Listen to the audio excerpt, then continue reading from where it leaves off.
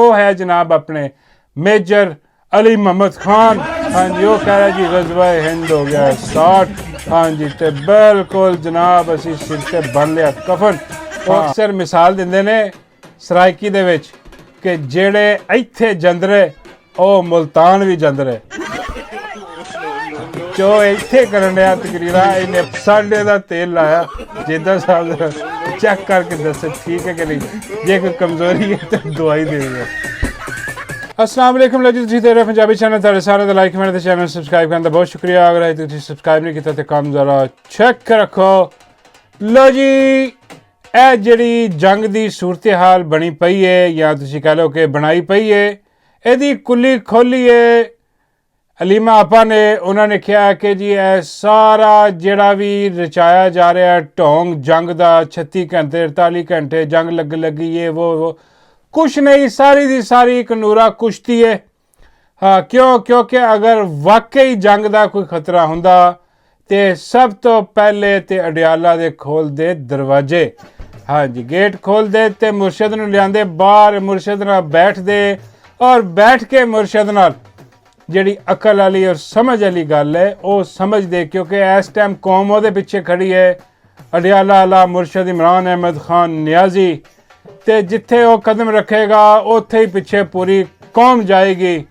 ते जे वाकई खतरा हुंदा ते बैठ दे ते फिर मुर्शद जो कहंदा वो फिर मुर्शद कौम दा मुर्शद है ना, पूरे मुल्क दा मुर्शद है। वो फिर जो कहंदा ते पूरी कौम पिछे होनी सी। लेकिन अडियाला दे दरवाजे बंद कर दिते, भैणां नूं मिलन नहीं दिता जा रहा, अंदर जुल्म बरबरीयत जिहड़ी ना वो कीती जा रही है मुर्शद दे नाल। ते कहंदे ने कि जी साढ़े पीछे खड़े हो जाओ, ये सारी दी सारी नूरा कुश्ती है। हाँ जी, सुन लो उन्होंने क्या। अगर पाकिस्तान और हिंदुस्तान का असली मामला होता, अगर ये हमें खतरा होता इंडिया की जंग का, तो आज इमरान खान के पास ये खुद बैठे होते। मैं बता रही हूँ ये नूरा कुश्ती है, ये नूरा कुश्ती है। ये नूरा कुश्ती जिहड़ी है सारी ये हुण हो चुकी है एक्सपोज। ये चाहते ने कि भाई जिहड़ी पूरी कौम है ना ਉਹ ਹੁਣ ਸਾਰਾ ਕੁਝ ਭੁੱਲ ਜਾਵੇ ਕਿ ਅਸੀਂ ਇਸ ਕੌਮ ਨਾਲ ਕੀ ਜ਼ੁਲਮ ਕੀ ਬਰਬਰੀਅਤ ਅਸੀਂ ਕੀਤੀ ਹੈ। ਇਹਨਾਂ ਦੀਆਂ ਮਾਵਾਂ ਭੈਣਾਂ ਧੀਆਂ ਨੂੰ ਚੁੱਕ ਕੇ ਅਸੀਂ ਜੇਲ੍ਹਾਂ 'ਚ ਸੁੱਟਿਆ। ਇਹਨਾਂ ਦੇ ਜਿਹੜੇ ਧੀ ਪੁੱਤਰ ਜਿਹੜੇ ਜਵਾਨ ਨੇ ਉਹਨਾਂ ਦੇ ਸਿਰਾਂ 'ਤੇ ਅਸੀਂ ਗੋਲੀਆਂ ਮਾਰੀਆਂ 26 ਨਵੰਬਰ ਨੂੰ। ਇਹ 9 ਮਈ ਦੇ ਵਿੱਚ ਵੀ 26-27 ਬੰਦੇ ਇਹਨਾਂ ਨੇ ਜਿਹੜੇ ਨੇ ਨਾ ਉਹ ਸ਼ਹੀਦ ਕਰ ਦਿੱਤੇ। ਉਹ ਫਾਲਸ ਫਲੈਗ ਆਪਰੇਸ਼ਨ ਕਰਕੇ ਉਹਦੇ ਬਾਅਦ ਜੋ ਜ਼ੁਲਮ ਦੀ ਇੰਤਹਾ ਕੀਤੀ ਗਈ ਹੈ ਆਪਣੇ ਹੀ ਲੋਕਾਂ ਦੇ ਖਿਲਾਫ, ਇਹ ਹੁਣ ਕਹਿ ਰਹੇ ਨੇ ਕਿ ਉਹ ਸਾਰਾ ਕੁਝ ਭੁੱਲ ਕੇ ਔਰ ਜਿਨ੍ਹਾਂ ਨੇ ਕੁਰਬਾਨੀਆਂ ਦਿੱਤੀਆਂ, ਅਰਸ਼ਦ ਸ਼ਰੀਫ ਸ਼ਹੀਦ ਵਰਗੇ ਕਿੰਨੇ ਜਵਾਨ ਇਸ ਦੁਨੀਆ ਤੋਂ ਚਲੇ ਗਏ ਜਿਹੜੇ ਜਿਨ੍ਹਾਂ ਨੂੰ ਬਲਕਿ ਇਹਨਾਂ ਨੇ ਸ਼ਹੀਦ ਕੀਤਾ, ਉਹਨਾਂ ਨੂੰ ਭੁੱਲ ਜਾਓ। ਜ਼ਿਲੇ ਸ਼ਾਹ ਨੂੰ ਭੁੱਲ ਜਾਓ ਕਿ ਉਹਦੇ ਨਾਲ ਕੀ ਹੋਇਆ, ਕੀ ਜ਼ੁਲਮ ਬਰਬਰੀਅਤ ਇਹਨਾਂ ਬਗੈਰਤਾ ਨੇ ਕੀਤੀ। ਭੁੱਲ ਜਾਓ ਕਿ ਤੁਹਾਡੇ ਮੁਰਸ਼ਦ ਇਮਰਾਨ ਅਹਿਮਦ ਖਾਨ ਨਿਆਜ਼ੀ ਨੂੰ ਗੋਲੀਆਂ ਇਹਨਾਂ ਨੇ ਮਾਰੀਆਂ। ਭੁੱਲ ਜਾਓ ਕਿ ਉਹਦੇ ਤੇ ਹਮਲੇ ਇਹਨਾਂ ਨੇ ਕੀਤੇ, ਬੇਗੁਨਾਹ ਤੌਰ ਤੇ ਗੰਦੇ ਗਲੀਜ਼ ਇੱਜ਼ਤ ਵਰਗੇ ਕੇਸ ਉਹਦੇ ਤੇ ਬਣਾਏ। ਉਹਦੀ ਬੇਗਮ ਨੂੰ ਉਹਨਾਂ ਨੇ ਜਿਹਨਾਂ ਜਾਲੀ ਕੇਸਾਂ 'ਚ ਸਜ਼ਾ ਦਿਲਵਾ ਕੇ ਜੇਲ੍ਹ ਦੇ ਵਿੱਚ ਰੱਖਿਆ ਹੋਇਆ। ਹਜੇ ਤੱਕ ਉਹਨਾਂ ਦੀਆਂ ਭੈਣਾਂ ਨਾਲ ਕੀ ਸਲੂਕ ਕੀਤਾ ਜਾ ਰਿਹਾ ਹੈ।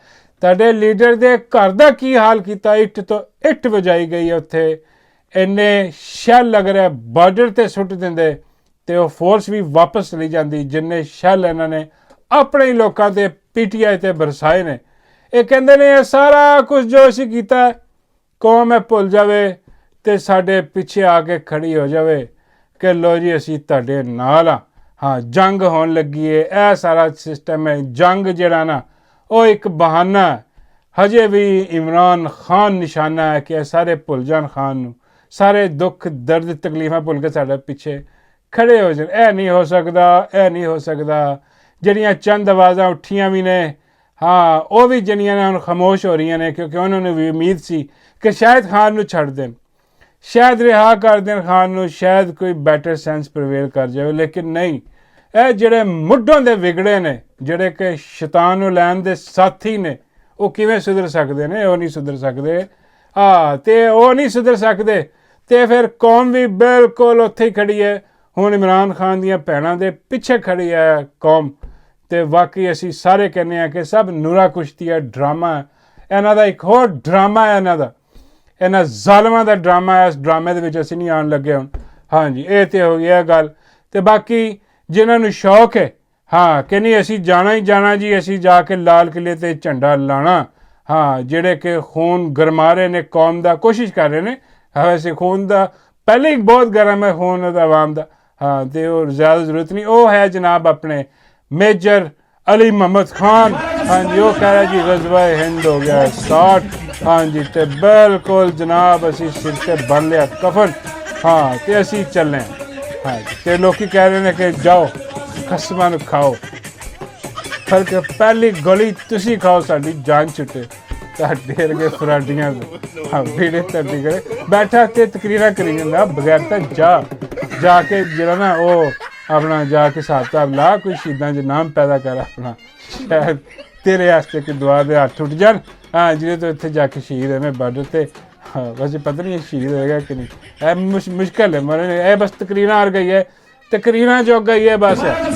ਔਰ ਸਾਡੀ ਆਪੀ ਨੋਸ਼ੀ ਗਿਲਾਨੀ ਸਾਹਿਬਾ ਉਹ ਅਕਸਰ ਮਿਸਾਲ ਦਿੰਦੇ ਨੇ ਸਰਾਇਕੀ ਦੇ ਵਿੱਚ ਕਿ ਜਿਹੜੇ ਇੱਥੇ ਜੰਦਰੇ ਉਹ ਮੁਲਤਾਨ ਵੀ ਜੰਦਰੇ, ਜੋ ਇੱਥੇ ਕਰਨ ਡਿਆ ਤਕਰੀਰਾਂ ਇਹਨੇ ਬਾਰਡਰ ਤੇ ਜਾ ਕੇ ਵੀ ਇਹੀ ਕਰਨਾ, ਇਹਨੇ ਉੱਥੇ ਵੀ ਆਵਾਜ਼ ਵੀ ਕਰਨਾ, ਯਾਦ ਕੋਈ ਨਹੀਂ ਕਰਨਾ ਇਹਨੇ। ਹਾਂ ਇਹ ਜੰਦਰਾ ਬੜਾ ਵੱਡਾ ਬੇਸ਼ਰਮ ਆਦਮੀ। ਹਾਂ ਤੇ ਇਹ ਜਿਹੜਾ ਸਾਰਾ ਸਿਸਟਮ ਹੋ ਰਿਹਾ ਜਨਾਬ ਇੱਥੇ, ਤੇ ਉੱਤੋਂ ਰਹਿੰਦੀ ਖਹਿੰਦੀ ਕਸਰ ਜਿਹੜੀ ਹੈ ਉਹ ਸਾਡੇ ਜੇਦਾ ਜੀ ਪੂਰੀ ਕਰ ਦਿੰਦੇ ਨੇ। ਹਾਂ ਉਹ ਜੇਦੇ ਤੈਨੂੰ ਲਵੇ ਮੌਲਾ ਔਰ ਤੇਰਾ ਬੇੜਾ ਕਰ ਕਰੇ, ਉਹ ਤੇਰਾ ਕੱਖ ਨਾ ਰਵੇ। ਜੇਦਾ ਜਿਹੜਾ ਨਾ ਹਰ 4 ਦਿਨ ਬਾਅਦ ਕੋਈ ਨਵੀਂ ਚਵਲ ਮਾਰ ਦਿੰਦਾ, ਹਾਂ ਔਰ ਸਾਨੂੰ ਹਸਾ ਕੇ ਦੂਰਾ ਕਰ ਦਿੰਦਾ, ਤੇਰੇ ਗੁਰਕ ਕਰਾ ਕੇ ਰੱਖ ਦਿੰਦਾ ਸਾਡੇ। ਅੱਲਾ ਦੀ ਕਸਮ ਆ ਹੁਣ ਨਵੀਂ ਚਵਲ ਮਾਰੀ ਜੇਦੇ ਨੇ। ਹਾਂ ਕੁਛ ਦਿਨ ਪਹਿਲੇ ਹੋਰ ਮਾਰੀ ਸੀ ਬੰਬ ਵਾਲੀ, ਹਾਂ ਕਿ ਬੰਬ ਪੁਰਾਣੇ ਨੇ ਉਹਨਾਂ ਦੇ। ਆ ਹੁਣ ਨਵੀਂ ਚਵਲ ਮਾਰ ਦਿੱਤੀ ਜੇਦੇ ने। ਹੁਣ जेदा की कह रहा सुन लो। फौरी तौर पे आपके पास अगर यूनिफॉर्म है तो उसको इस्त्री कर लें, अगर आपके पास कोई वेपन है तो उसको आप तेल लगा लें, उसको आप तैयार कर लें, और जो ही हमें अफवाज पाकिस्तान कहेगी तो हमने फौरी तौर पे महाज वो कह रहे हैं जी अपना जे तुहाडे कोल वर्दी है, हाँ भाई कादी असी चौकीदार साडे कोल वर्दी है, कादी वर्दी स्कूल दी यूनिफॉर्म पा ली है पुरानी कट के। अजीब आदमी यार अल्लाह दी कसम। हाँ इनू फनी व्लॉग करना चाहिए, सीरियस हो के जरा ना वो ज़्यादा हसा दिंदा सन। हाँ ਉਹ ਬਈ ਆ ਜਿਹੜਾ ਇਸਤਰੀ ਕਹਿੰਦੇ ਜੀ ਕਰ ਲਓ ਯੂਨੀਫਾਰਮ ਆਪਣੇ ਤਿਆਰੀ ਕਰ ਲਓ ਜਹਾਦ ਦੀ। ਹਾਂ ਤੇ ਉਹਦੇ ਬਾਅਦ ਕਹਿੰਦੇ ਜੀ ਜੇ ਤੁਹਾਡੇ ਕੋਲ ਹਥਿਆਰ ਹੈ ਤੇ ਹਥਿਆਰ ਨੂੰ ਜਿਹੜਾ ਨਾ ਤੇਲ ਲਾ ਲਓ, ਹਾਂ ਤੇ ਤੇਲ ਲਾ ਕੇ ਤੇ ਘਰ ਵੜ ਜਾਓ, ਹਾਂ ਚੈੱਕ ਕਰਾਉਣ ਵਾਸਤੇ। ਹਾਂ ਕਿ ਜਿੱਦਾਂ ਨੂੰ ਹਥਿਆਰ ਚੈੱਕ ਕਰਾਓ ਕਿ ਜਿੱਦਾਂ ਜੀ ਚੈੱਕ ਕਰੋ ਜਰਾ, ਠੀਕ ਤੇਲ ਲਾ ਲਿਆ ਸੀ। ਹਾਂ ਉਹਦੀ ਸਾਡੇ ਦਾ ਤੇਲ ਲਾਇਆ ਜਿੱਦਾਂ ਸਾਹਿਬ ਚੈੱਕ ਕਰਕੇ ਦੱਸੇ ਠੀਕ ਹੈ ਕਿ ਨਹੀਂ, ਜੇ ਕੋਈ ਕਮਜ਼ੋਰੀ ਹੈ ਤਾਂ ਦਵਾਈ ਦੇ ਦਿਓ। ਇੱਥੇ ਵੀ ਆਪਣੀ ਦਵਾਈ ਵੇਚ ਰਿਹਾ, ਸਮਝ ਲੱਗੀ ਤੁਹਾਨੂੰ? ਪਰ ਜਿੱਦਾਂ ਬਹੁਤ ਸਿਆਣਾ ਅੱਲਾ ਦੀ ਕਸਮ, ਤੁਸੀਂ ਜਾਣਦੇ ਨਹੀਂ ਇਹਨੂੰ। ਹਾਂ ਉਹ ਘੁਮਾ ਫਰਾ ਕੇ ਨਾ ਤੁਹਾਨੂੰ ਉੱਥੇ ਲੈ ਆਉਂਦਾ ਕਿ ਦਵਾਈ ਤੁਸੀਂ ਮੇਰੇ ਕੋਲ ਲੈਣੀ ਹੈ, ਕਿਉਂਕਿ ਹਾਂ ਜਿਹੋ ਜਿਹਾ ਮਰਜ਼ੀ ਤਗੜਾ ਹਥਿਆਰ ਹੈ, ਹਾਂ ਇਹਨੇ ਕਹਿ ਦੇਣਾ ਕਿ ਨਹੀਂ ਕਮਜ਼ੋਰ, ਦਵਾਈ ਦੇਣੀ ਕੀ ਅੱਲਾ ਦੀ ਕਸਮ। ਕਿਹੜੀਆਂ ਆਈਟਮਾਂ ਸਾਡੇ ਕੋਲ ਹੈ, ਹਾਂ ਵੰਨ ਸਵੰਨੀ ਚੀਜ਼ਾਂ ਸਾਡੇ ਕੋਲ ਜਿਹੜੀਆਂ ਨੇ ਉਹ ਆ ਜਾਂਦੀਆਂ ਨੇ। ਹੁਣ ਮੈਂ ਪੁੱਛਿਆ ਬਾਬਾ ਜੀ ਨੂੰ, ਮੈਂ ਕਿਹਾ ਬਾਬਾ ਜੀ ਇਹ ਕੀ ਹਿਸਾਬ ਕਿਤਾਬ ਹੈ ਜੇਦੇ ਦਾ, ਹਰ ਚੌਥੇ ਦਿਨ ਕੋਈ ਚਵਲ ਮਾਰ ਦਿੰਦਾ, ਹੁਣ ਫੇਰ ਚਵਲ ਮਾਰਤੀ। ਬਾਬਾ ਜੀ ਕਹਿੰਦੇ ਯਾਰ ਅਸਲ ਮਸਲਾ ਇਹ ਵੇ ਕਿ ਜੇਦੇ ਨੂੰ ਘਰੋਂ ਬਹੁਤ ਗਾਲਾਂ ਪੈਂਦੀਆਂ ਨੇ, ਮਾਂ ਭੈਣਾਂ ਦੀਆਂ ਗਾਲਾਂ ਪੈਂਦੀਆਂ ਨੇ ਘਰੋਂ, ਇਹ ਫਿਰ ਦੁਖੀ ਹੋ ਜਾਂਦਾ। ਹਾਂ ਸਾਰੀ ਜ਼ਿੰਦਗੀ ਹੋ ਗਈ ਇਹਨੂੰ ਗਾਲਾਂ ਖਾਂਦੇ ਘਰੋਂ। ਹਾਂ ਇਹ ਫਿਰ ਕਹਿੰਦਾ ਕਿ ਮੈਂ ਘਰ ਛੱਡ ਜਾਣਾ। ਹਾਂ ਇਹ ਕਹਿੰਦਾ ਅਸੀਂ ਤੈਸੀ 'ਚ ਵੜ ਗਿਆ, ਹਾਂ ਬਸ ਮੈਂ ਨਿਕਲ ਜਾਣਾ। ਬਾਬਾ ਜੀ ਕਹਿੰਦੇ ਔਰ ਇਸ ਉਮਰ ਦੇ ਵਿੱਚ ਇਹਨੂੰ ਕਿਹਨੇ ਰੱਖਣਾ?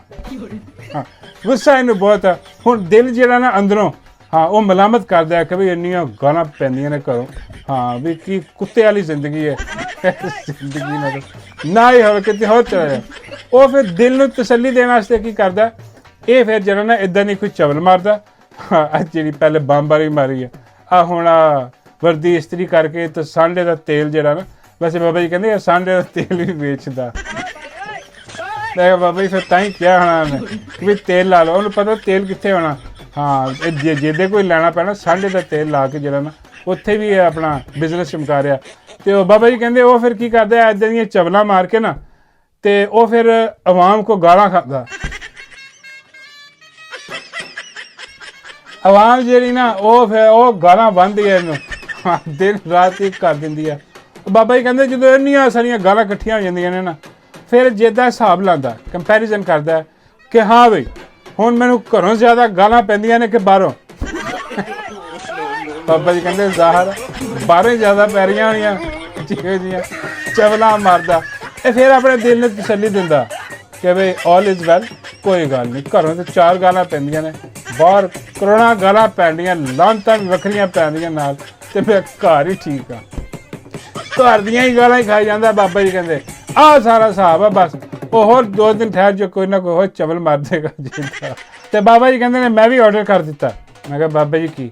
ਬਾਬੇ ਕਹਿੰਦੇ ਸਾਂਡੇ ਦਾ ਤੇਲ। ਮੈਂ ਬਾਬਾ ਜੀ ਤੁਸੀਂ ਕੀ ਕਰਨਾ? ਬਾਬਾ ਕਹਿੰਦੇ ਮੇਰੇ ਕੋਲ ਵੀ ਪੁਰਾਣਾ ਹਥਿਆਰ ਪਿਆ, ਚੱਲਦਾ ਚੁਲਦਾ ਕੋਈ ਨਹੀਂ। ਹਾਂ ਬਾਬਾ ਜੀ ਕਹਿੰਦੇ ਮੈਂ ਸੋਚ ਰਿਹਾ ਉਹਨੂੰ ਤੇਲ ਦੇ ਕੇ ਦੇਖਾਂ, ਸ਼ਾਇਦ ਜਿਹੜਾ ਜਿੱਦਾਂ ਤੇਲ ਬਣਾਉਂਦਾ ਸਾਂਢੇ ਦਾ ਸ਼ਾਇਦ ਚੱਲ ਹੀ ਪਵੇ।